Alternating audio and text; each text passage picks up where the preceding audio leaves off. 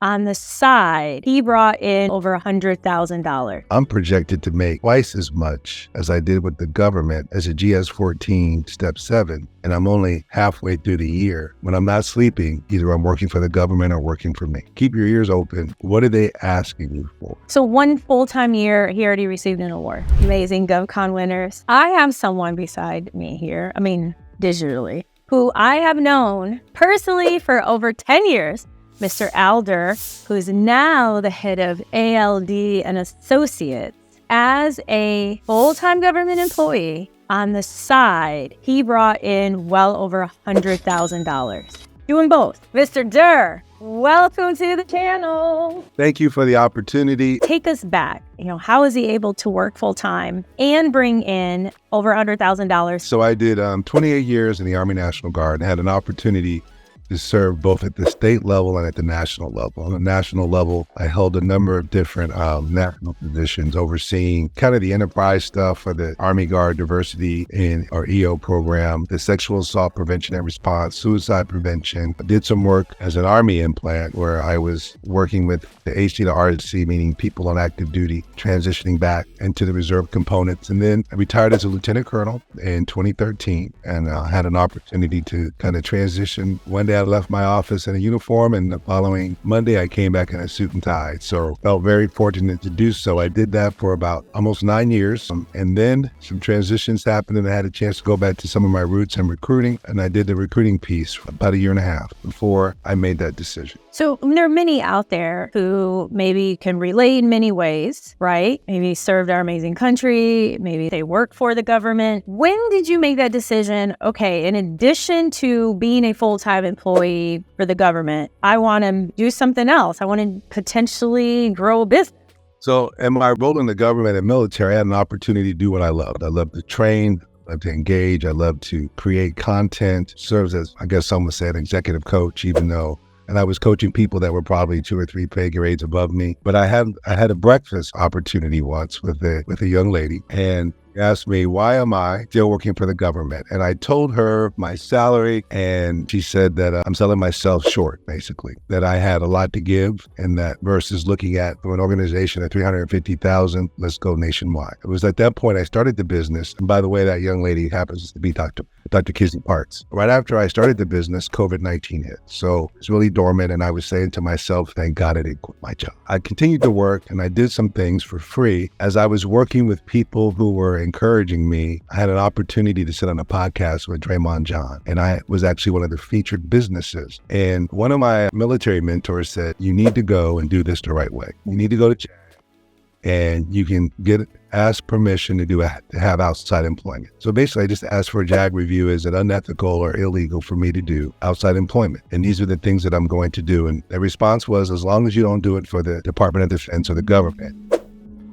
So I was able to, right after the George Floyd murder, there were a number of companies that knew me from some of the conferences I spoke at and asked me to come in as their in-house consultant, basically on a retainer. So I was able to do that after I got the letter. And then I was teaching at George Mason University, was taking leave every time I left. Because one of the things you want to remember, you want to maintain your good standing while you're with the government. So take all the precautions. Do what you need to do in terms of getting legal reviews, because you always want to be above reproach, because one day you want to come back.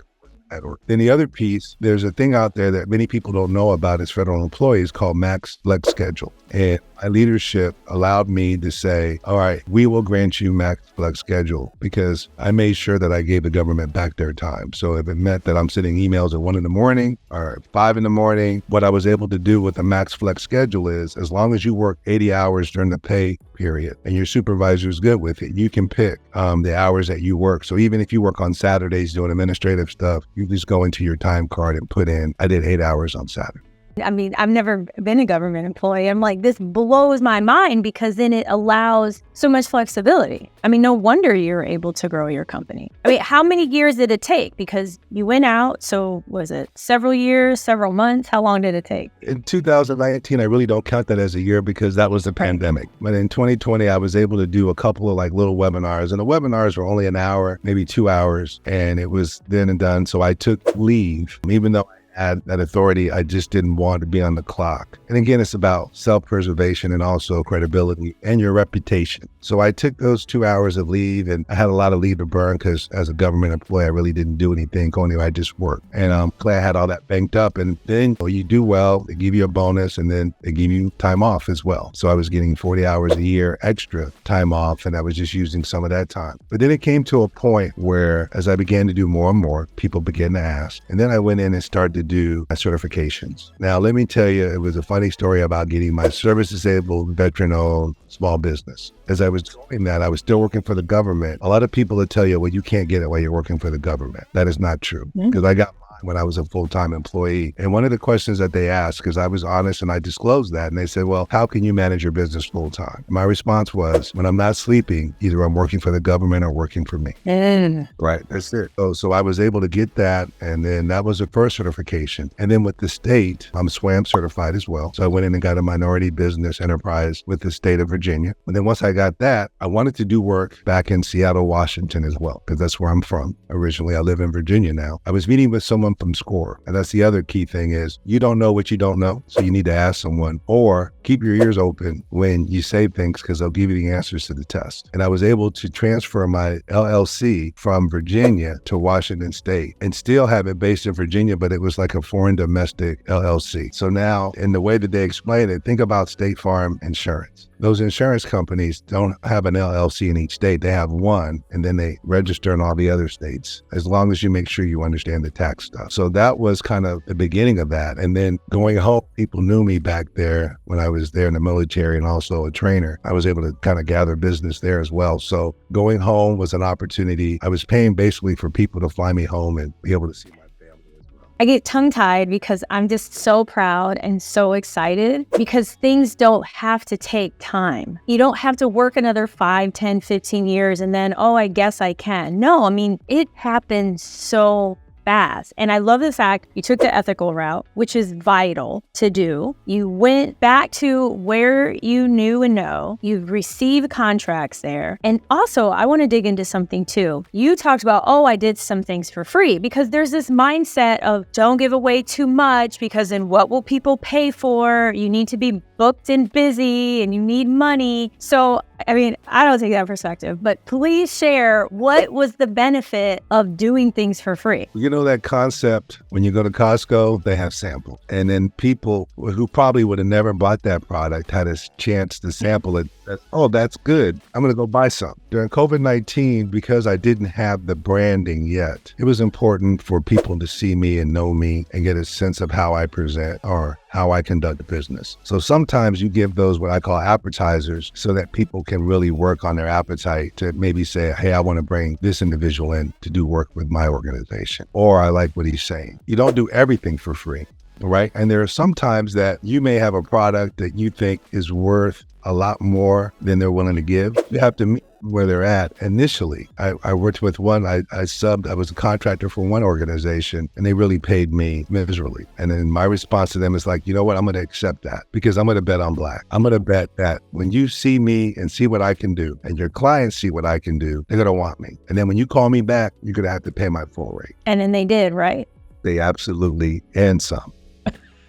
And that's such a good lesson, because it happens. Or even if it seems like, oh, it's a small contract, it's a half-time position, it's 500 hours, it's 2 trainings, you never know. It's just like the Costco. They get to experience you. Next thing you know, they've purchased $1,000 worth of pizza rolls, and they don't even like pizza rolls. Right. But they love that free sample. So the part-time turns into a full-time. The 2 or 3 courses turns into 5 years worth of courses. So you asked me the question, when did I know it was time to leave? Yes. Well, I was sitting there and I'm getting more and more calls and I'm burning out my leave. And as I was going over my accounting and looking at the books, I'm projected to make twice as much as I did with the government as a GS-14 Step 7. And I'm only halfway through the year.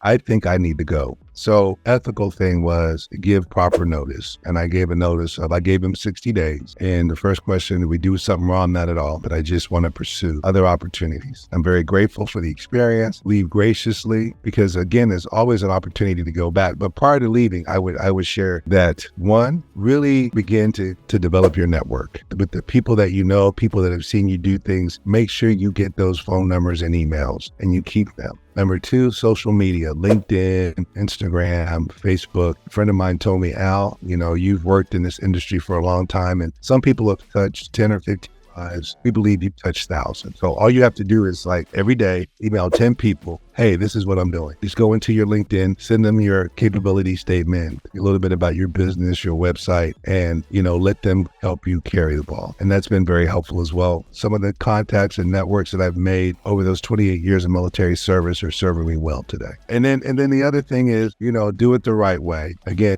do not, and I repeat, do not do your business work at your government office. Don't do it. Have a clear line of clearly delineate what I do for me and what I do for the government, because those things, and there's ways they can check your computers and you don't want to do it at all. And you want to make sure you're using your personal device or devices. That's the other thing. And this even goes for private sector. Don't mix the two. Go, if you need to, just buy a $200 PC, whatever you need, just to be able to get to the point like Mr. Dirt, where you're like, oh my gosh, it's time to go. Look how much I'm bringing in. Because you're so busy getting the work, doing the work, growing, that you didn't even realize, oh my gosh, look at where I am. And here's another valuable lesson. Dr. Parks had asked me if I could do something. And I looked at my schedule and said, no, I'm booked. I'm not available that day. And she said, okay. She went away. A month or two later, she says, so let's go back to that event. I asked you if you were able to do it. I wasn't talking to you. I was talking to your business. So as you begin to develop your business and bring people in, you don't always have to be the one to do all the work, because then it goes back to that old saying, are you working for the business or is the business working for you? And at that point, I was working for the business. So then I began to find people who I thought had credible skills, and I further developed them. And I took a little bit of a loss on my profit to develop them so that then I could let them run free and do it on their own and then benefit fully from them doing the work versus me being there as well. Because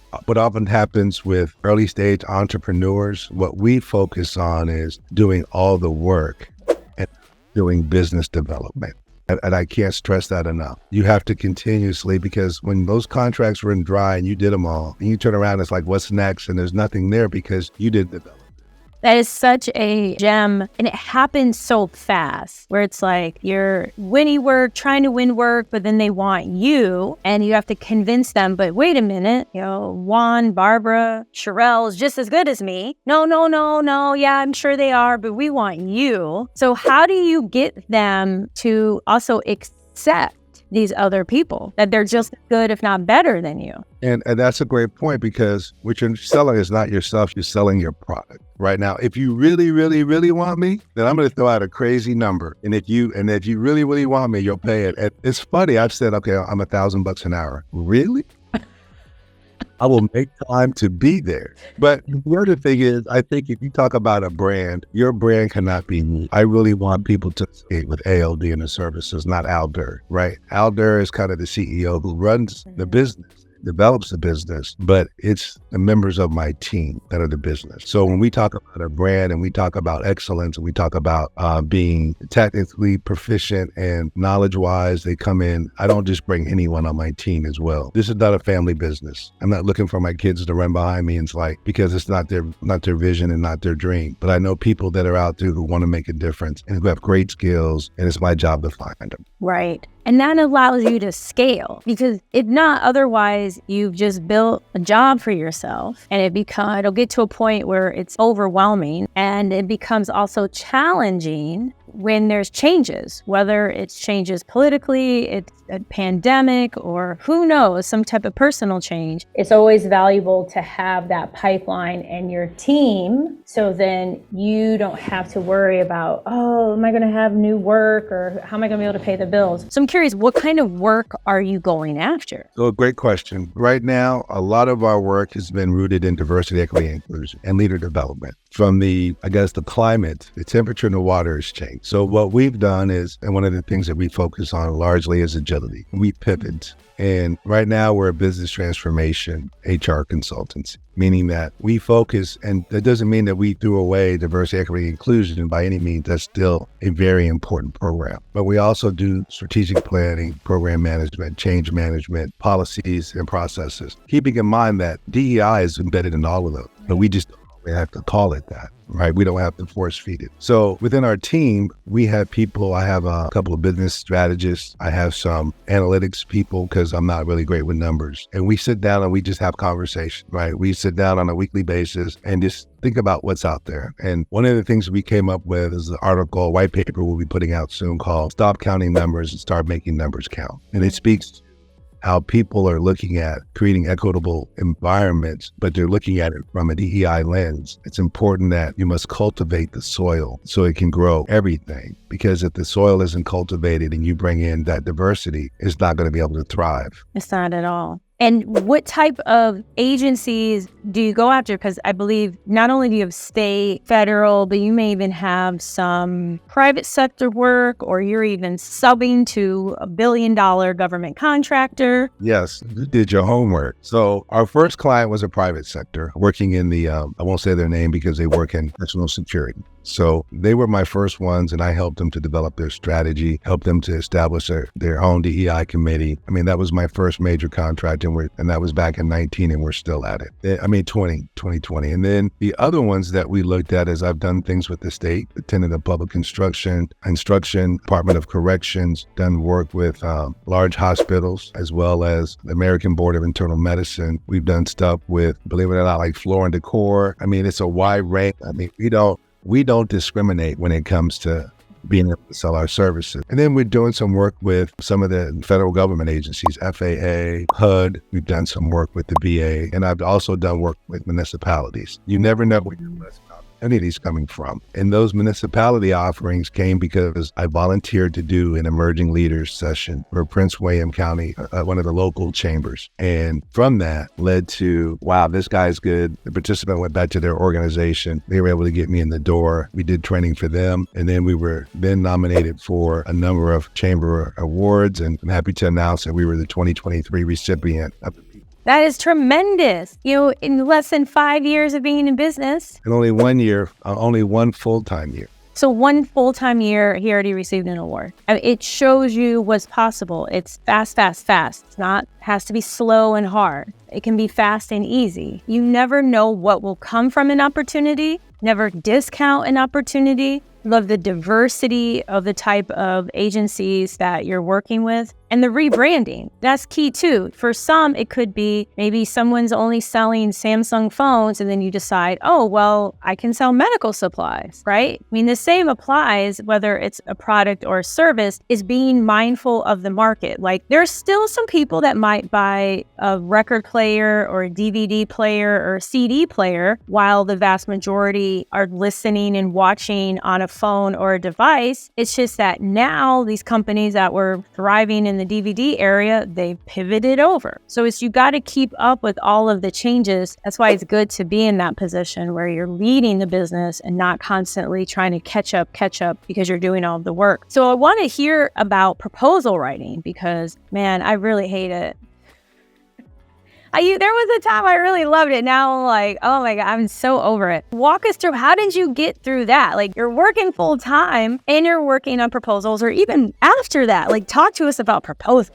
Well, it's funny that you should say that because I hate it, still do, but it's a necessity. I initially tried to write a proposal. One of my friends said, look, here's the bottom line. There's an art and a craft to this. You need to find help. You may have to invest, and you may take some losses, but with those losses, you're going to get a product that hopefully you work with in the future. It's an initial investment. You have to learn how to do it. And then once you do, because who would have thought I would submit a 60-page proposal? Oh my God. And you put the graphics and then the other thing is about proposal writing it's about understanding the RFP. What are they asking you for? And are you answering their questions succinctly, thoroughly, because they give you the answers to the test. This is how we're going to score you, right? And then other times when you read a proposal, you have to understand the game. If a proposal opportunity comes out and has a 5-day turnaround, I typically stay away from those because typically somebody's already been identified for that. And I don't want to put myself in that team because when you go into a proposal writing period, it's like you have blinders on, the doors are closed, and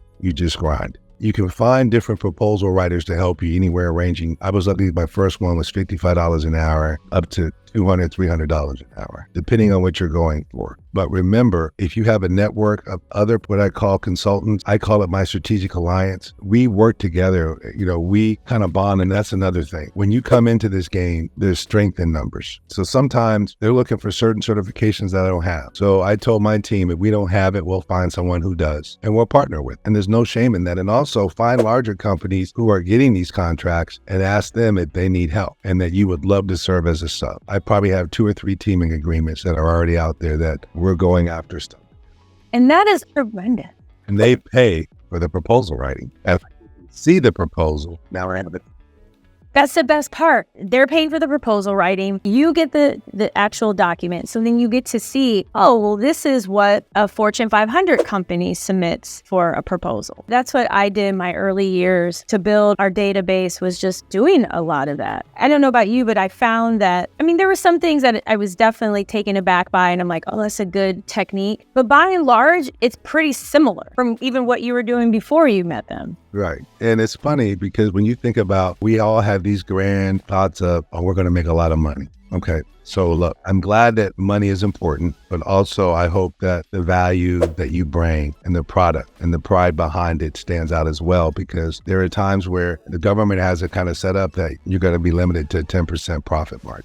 But that's okay. But think about 10% on $1 million, not too shabby. But one of the things that I've noticed that I had to struggle with my first year was wrap rates. And I know we won't talk about that now, but profit margins and how to pay people, but then making sure that I got paid too. And sometimes they'll say, well, if I'm paying $180 for this position, I may only offer the other person $90 an hour to do it because I have overhead. Right. And guess what? I took a bunch of losses before we even came into that win, and I have to recoup some of that. And that's what it's about when having a business. There's nothing wrong with paying someone a livable wage or rate so you can make sure you have your profit. There's nothing wrong with that. There's different formulas, there's different ways to go about calculating one's rates, but it's taking that in consideration because he invested time and energy into proposal writing. And let's say you add on, you have a subscription to, let's say, Microsoft or to other platforms. These are all business expenses. So then when one wins some type of contract, there's a portion that should be able to cover all of these expenses. Because just like with McDonald's, those fries and shakes and ice cream when the machine is working and burgers is covering everything. The CEO's vacation, right? Hamburger University there in Chicago. It's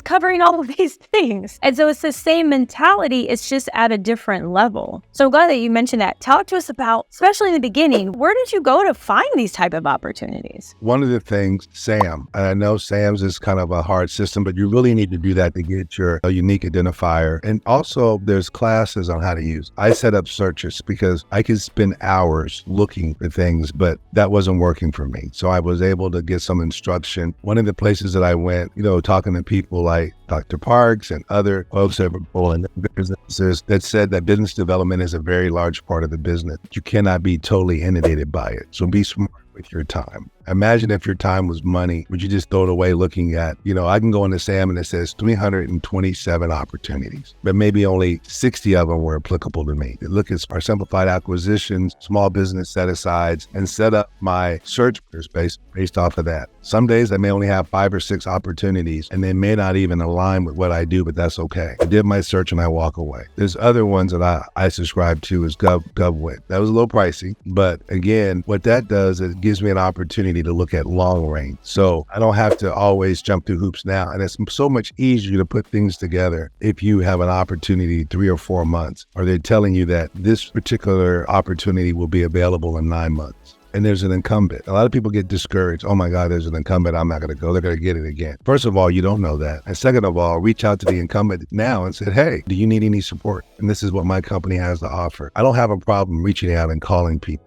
and having these conversations.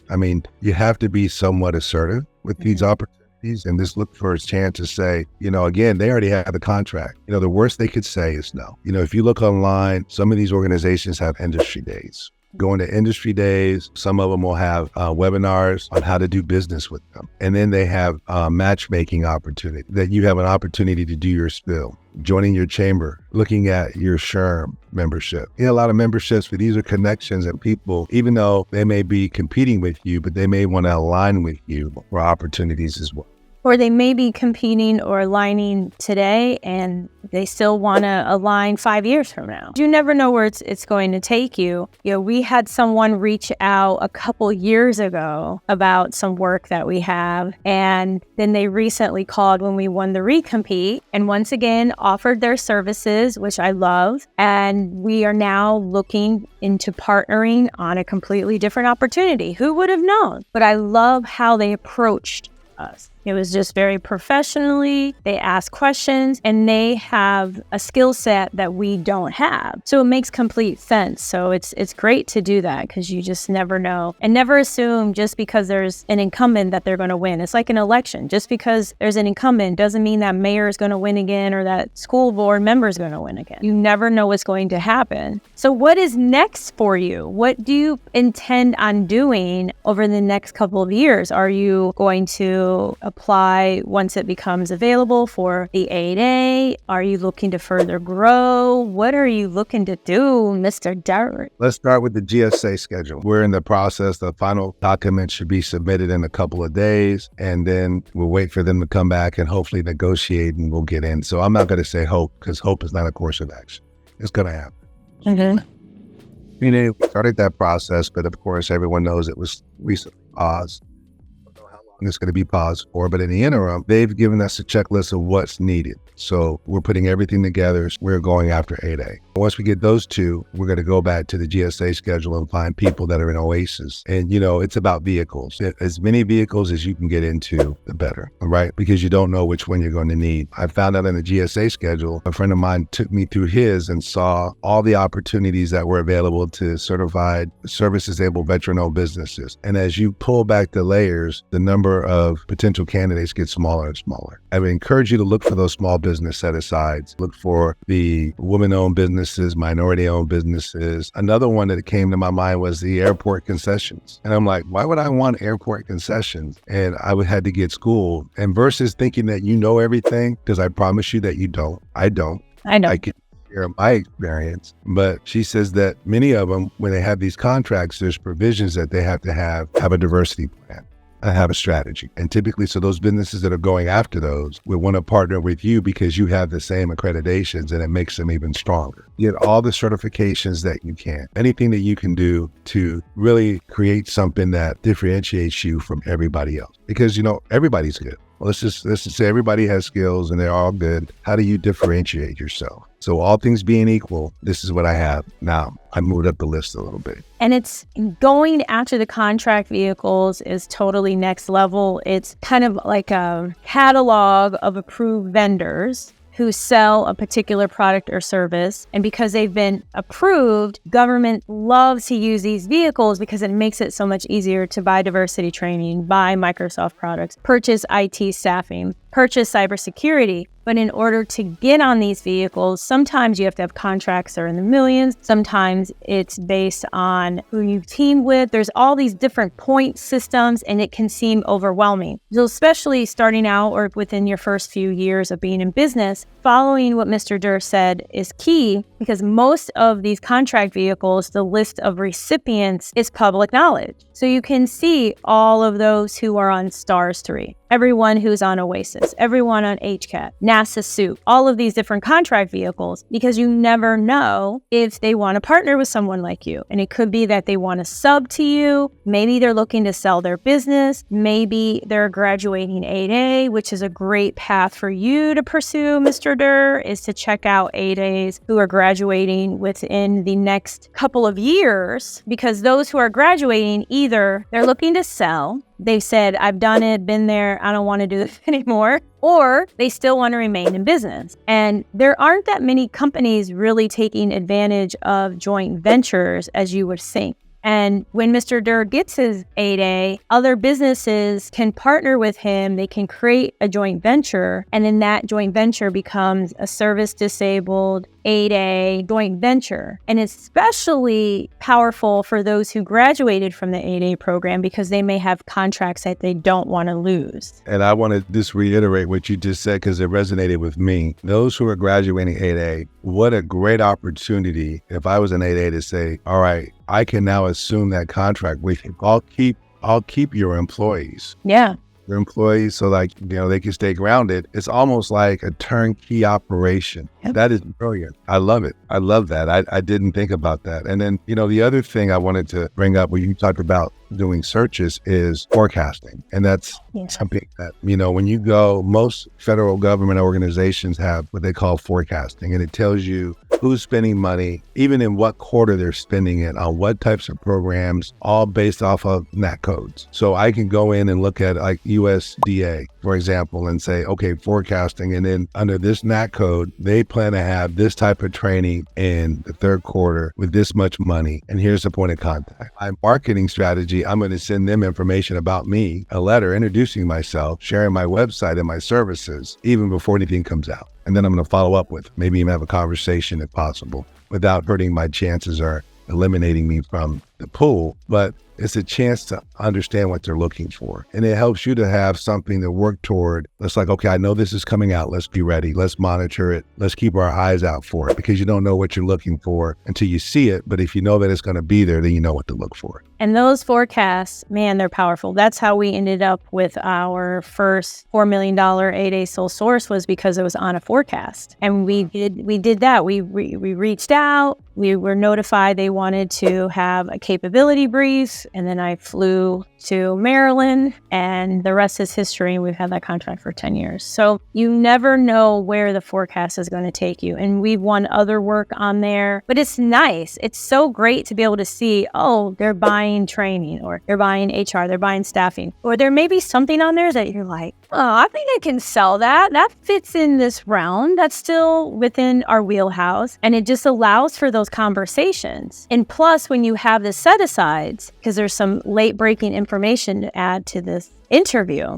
there is a chance that the cap will be increased to $8 million from 4.5 for set-asides in the new NDAA for fiscal year 2024. So I'm going to put when that is going to happen. When it happens, that provides so many more options, because as you're talking to them and going over the forecast, you can then pitch, hey, I'm service disabled and you can set aside a contract for $8 million. Or I'm an 8A, you can do a sole source for $8 million. Or, I'm woman owned, just speaking for self. You can set aside a contract for $8 million, because $8 million is a nicer value than 4.5, because often these contracts are 5 years. So just keep doing that. Just get ready. There's going to be a part 2 and 3, because your business is going to 10x in way less than a year. Oh, it's going to 10x in less than a year. How can people reach out to you? Those who are like, oh my gosh, I want to know more. I want to connect with him. How can they best reach out to you?